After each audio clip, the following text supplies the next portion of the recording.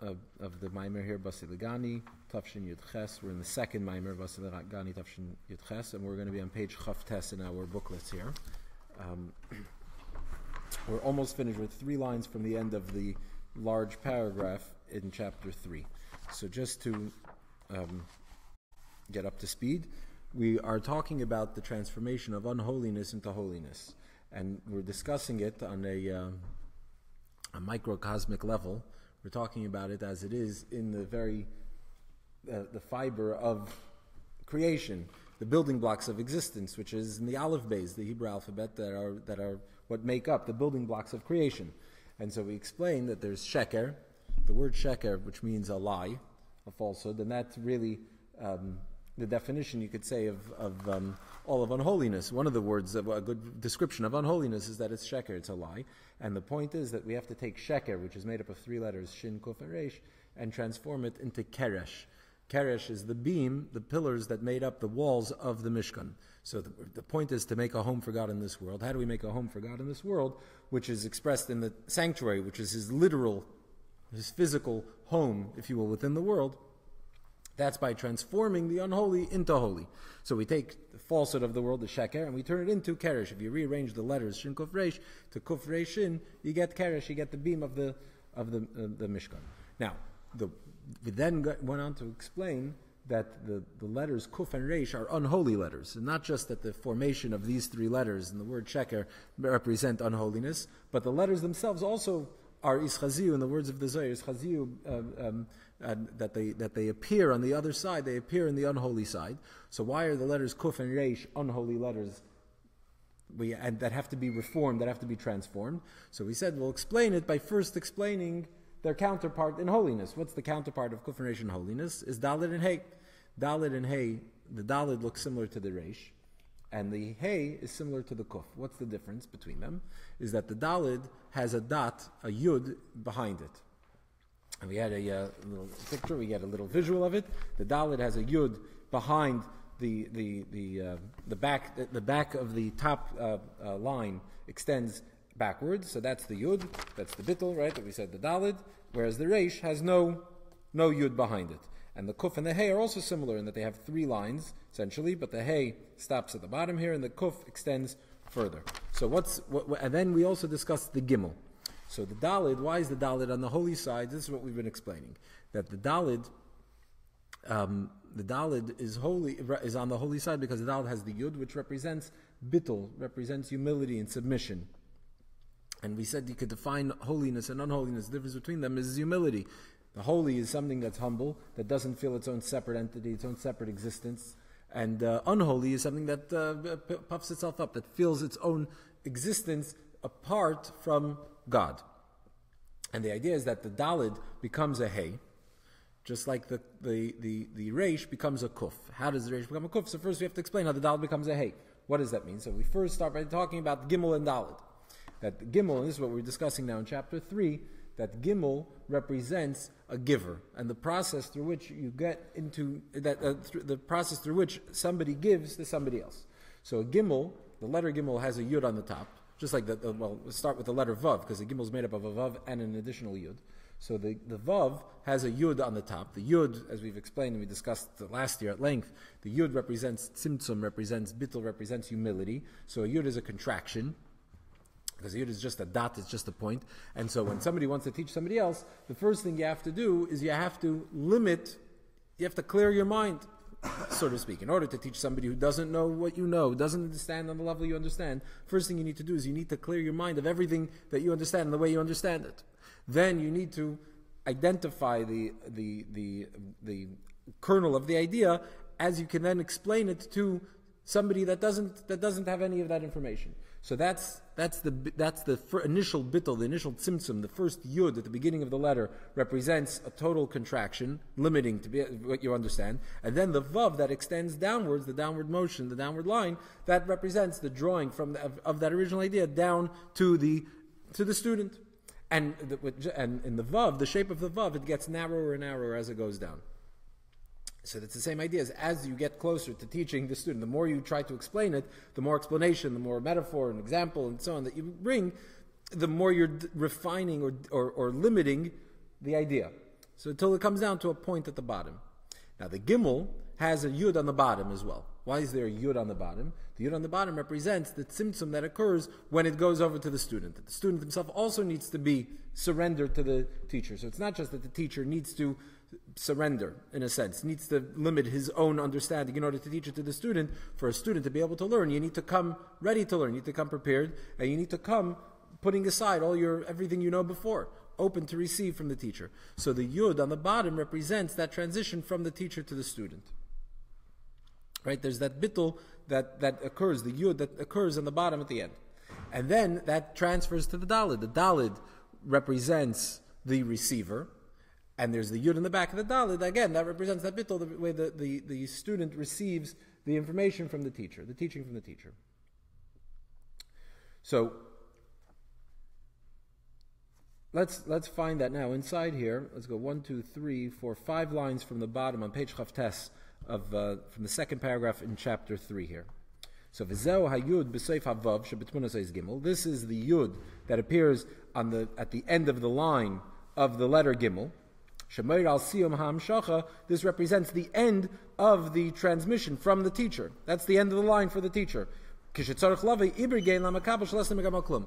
So the gimel at the bottom of the yud at the bottom of the gimel. You see here we have a gimel and you have the yud here that's at the bottom of the gimel. That represents the end of the line for the teacher, where the teacher's teaching stops and is now transferred to the student. And the student, who's the student, the Dalid, Shales Megamal Klum, Shizawin Yidna Dalid. We explained last class, Dalid means Dalus. We said that Dalid and Reish are similar, just one's holy, one's unholy, and both of them mean the same thing. They both mean needy or lacking, poor.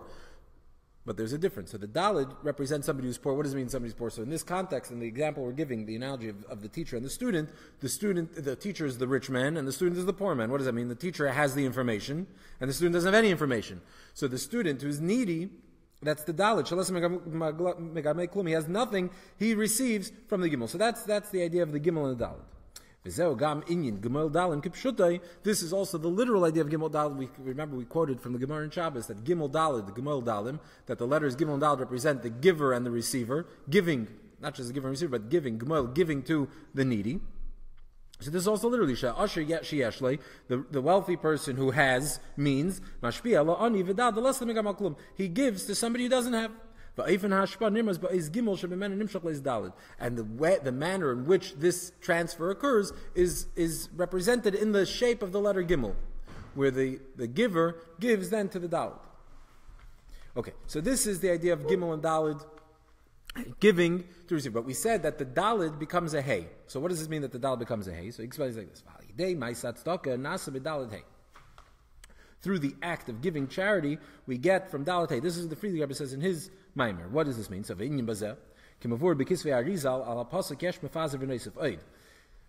Rebbe explains it by bringing, this is going to be a little more Kabbalistic as well, some more Kabbalah here, that he brings from the writings of the Arizal, who says that a commentator in the Pasuk says, Yesh mefazer v'noisef oid. The Pasuk says that there's one who gives, the Pasuk initially, that's one who gives, like gives a lot. Mefazer means he spreads it out. He gives openly. He gives loosely.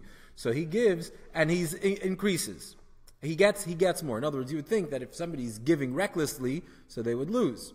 They'd be losing. So the pasuk says, "Yesh mefazer v'neisafay." The pasuk says that somebody who gives a lot and it's possible to give a lot and get more and increase and gain, and it's possible to hold back to yourself. The end of the pasuk says, and lose and have nothing by sort of by withholding.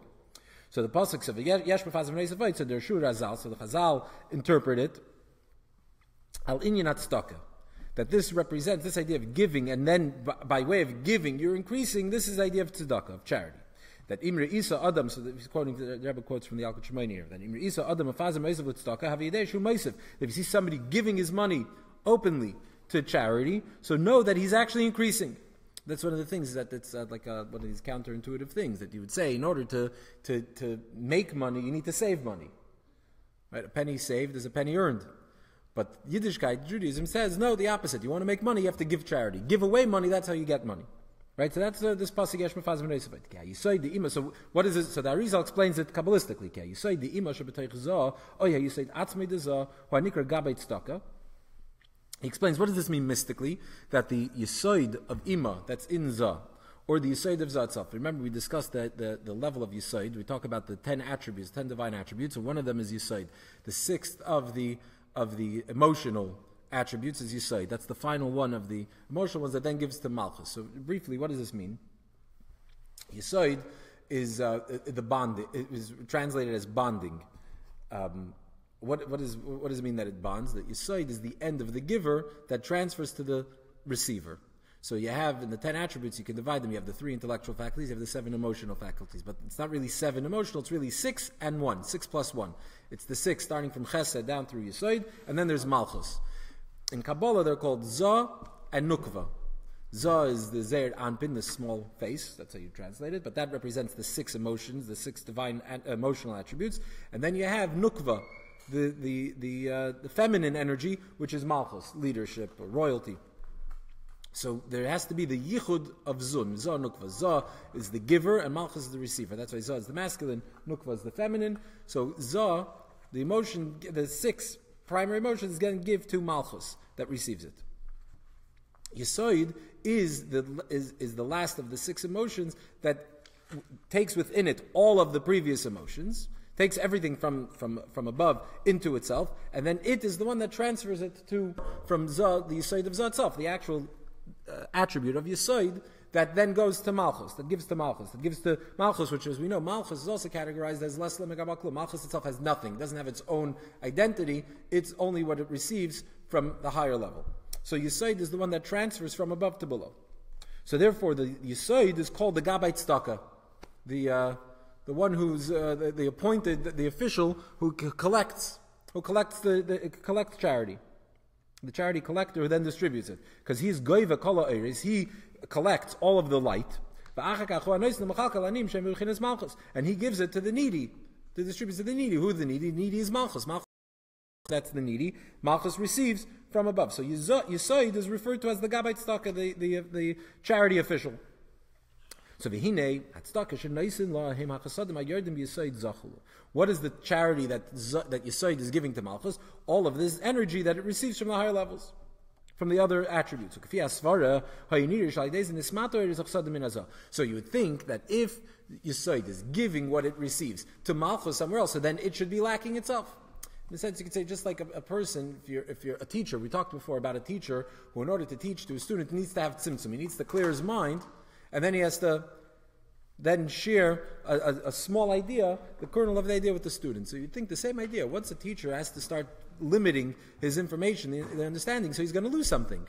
Before, his mind was full with this idea that was vast and deep and nuanced, and now it's very small and limited. So the point is, you would think that you would lose. So the same idea, you would think that Yisoid, that's gathering all of the energy from all the previous attributes, is now giving it to Malchus, so it should be lacking. That's why you would think that he's going to lose from it. So therefore the pasuk says, therefore the verse teaches us, notifies us,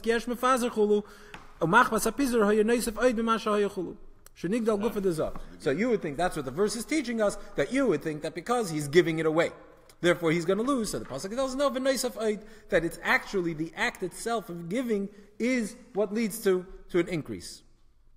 It's interesting, the Rebbe is quoting from the Yalkut Shemaini. This note 3, Gimel, sorry, not 3, but note Gimel, if you see in the Maimer here, Yalkut Shemaini. This, remember, we mentioned in the introduction that these notes that are in the Aleph Beis, so the alphabetical notes here in the Maimer, are from the Rebbe's note. The Rebbe released, she talks about it, and others talks about it. But the Rebbe's point over here is I think why he's quoting specifically from the Al Shemani from a Medrash, is because the point here is that the act of giving itself is what leads to it. Not like it's discussed over there, where it's possible to think that you see somebody giving. It's interesting. The Malbim, I think, says interestingly, you see somebody giving. How do you get yourself a good reputation? You want somebody to invest with you. So if you act like you're a rich man, people are going to think you've got it all figured out. They're going to want to invest with you. So the same idea, people giving to charity, they think you're very wealthy, that's going to lead to more people wanting to invest with you. But the Yalkut Shemaini is saying the act of giving itself is what increases. It's the tzedakah itself. It's not just the reaction that people have to it. It's the very act of giving that then causes the increase. That by Yisoid giving to Malchus is nigdal gufa deza. Okay, so v'hinei anoisen tzedakah gam hu yal derech zeh. So one who gives charity is the same thing. Ki gam im yira be'einav shu mefazer money. Even though if it appears to him that he's giving away his money, so einei ela meisav money. He's actually really increasing his money. Good investment. So that's one explanation from the Arizal on this idea that the giving increases it. Okay, the idea of Yisoid, that Yisoid is the Gabet Tzedakah that gives, and through that it increases Zah. Okay. So in the Kisvei Arizal, he continues, adds another interpretation of this about tzedakah. That ki ois tzadi shebetevat tzedakah, that the letter tzadik in the word tzedakah, meiral hayos zun acher ba'acher. We said that tzedakah, we're giving is the connection of zah and malchus, right? So that's a yichud zun. There's zah, zeiramp in the 6 emotional attributes, and then there's malchus, nekeva, nukva. So when we give, you can Arizal. You see how what's the shape? You have a yud and a nun. But so if you just look at the top of it, so you have 2 yuds and they're facing away from each other. So in the conventional version, this yud is facing that way. But according to Arizal, according to Kabbalah, it has to be facing away. So you see that the tzaddik is going opposite directions. The yuds are not facing each other. That's acher ba'acher. They're back to back. Where's the number? They have printed over here. The Arizal says tzedakah is tzedek hey, that you make from a dalid. We're talking about making from a dalid hey. So what does that mean? So you see the letter tzaddik, yud and yud. They're facing away from each other, backwards. The dalid has a yud. Where's the yud of the dalid? It's in the back, which, as we explained previously, that represents a back-to-back connection between the gimel and dalid. It's back-to-back. The kuf, the line in the kuf extends downward. It goes for something good. But if you do it in a negative way, in a back-to-back way, in a careless way, so they can take the money and just use that to reinforce their negative habits, their bad habits.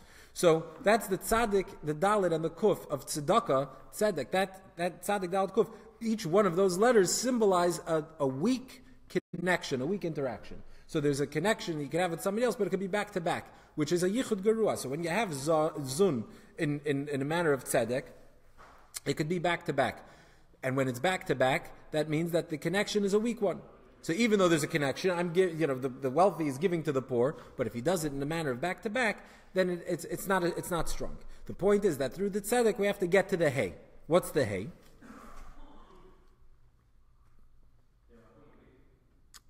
I'm sorry. So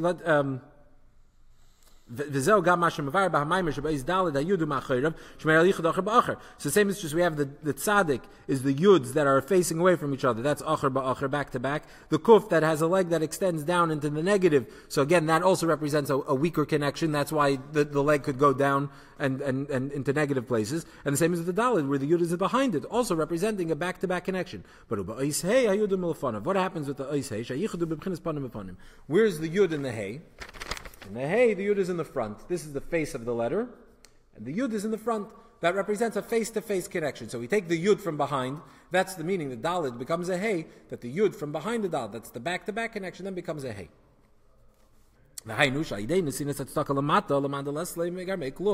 This means, so that this is the conclusion of this mystical thought in Kabbalah, that when a person gives tzedakah, you give charity to somebody who doesn't have anything.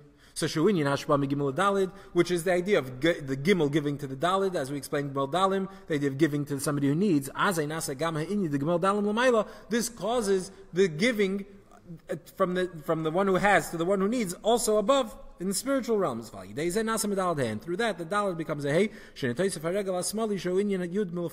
That the hay now has the left leg, which is the yud that's in the front. So this causes that the connection should be face to face. So when a person gives charity down here, when we give to somebody who doesn't have, and we do it in a way that causes the dal to become a hey, you don't do it back to back, but you do it face to face. So that causes that above the same thing should happen. That the connection that happens from Zah and Malchus should not be a back to back connection, but it should be panim b'panim, should be face to face. And that's why the word for charity is tzedakah. Because what we're doing is when we give tzedakah, when we give charity, we're causing tzedek, that back-to-back connection, to become hey. We're introducing the hey to the tzedakah, so it becomes face-to-face. And that creates a much stronger bond.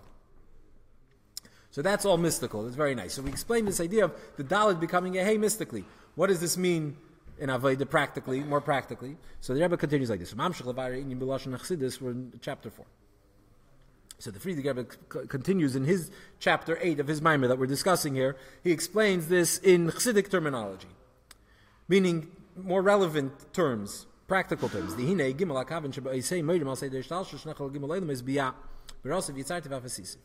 three lines of the letter Hey, because the Hey has 3 lines, right? You have the line on top, 1, 2, and 3. So these 3 lines of the letter Hey represent 3 spiritual worlds.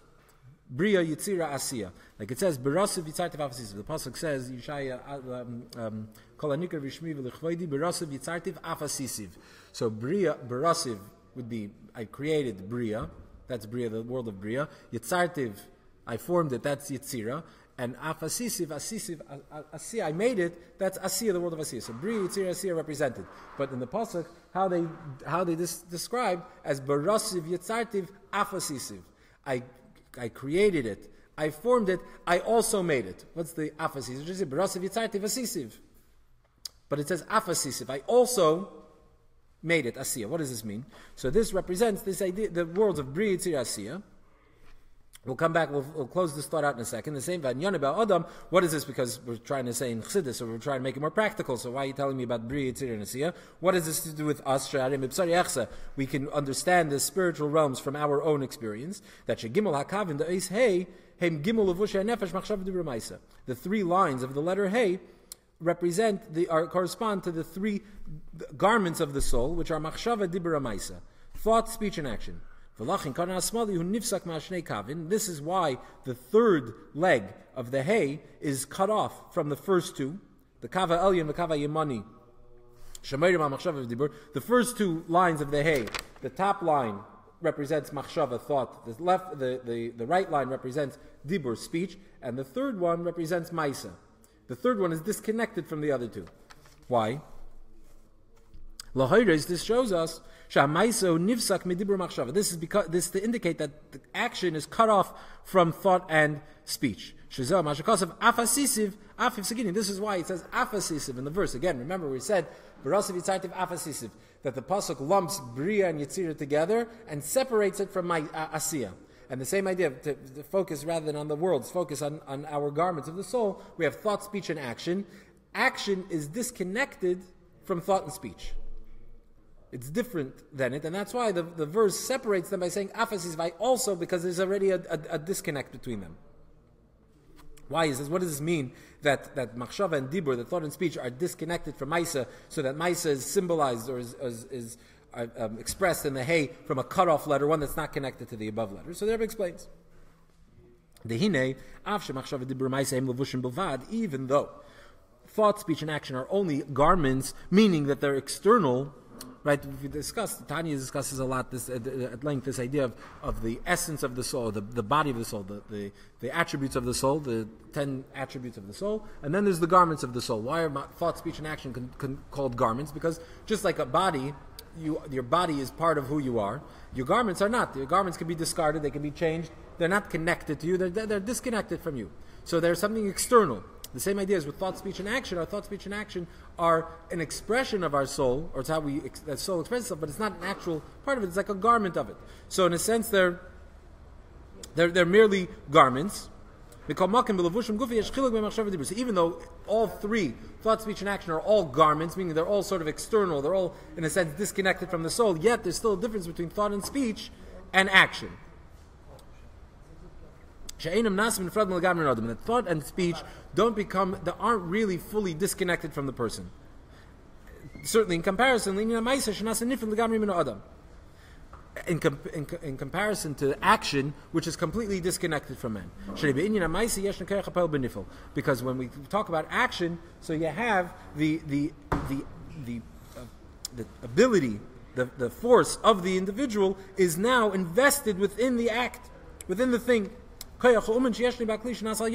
example, when an artisan fashions anything, whenever you create something, so your talent, your ability to paint a picture, let's say you're an artist, so you have a talent to draw, that talent is within you. When you put it on canvas, part of your talent is now left you, so to speak, and is now invested in the canvas. You see it when you look at the picture. You can see a person's talent. Where is that talent? It's on the canvas.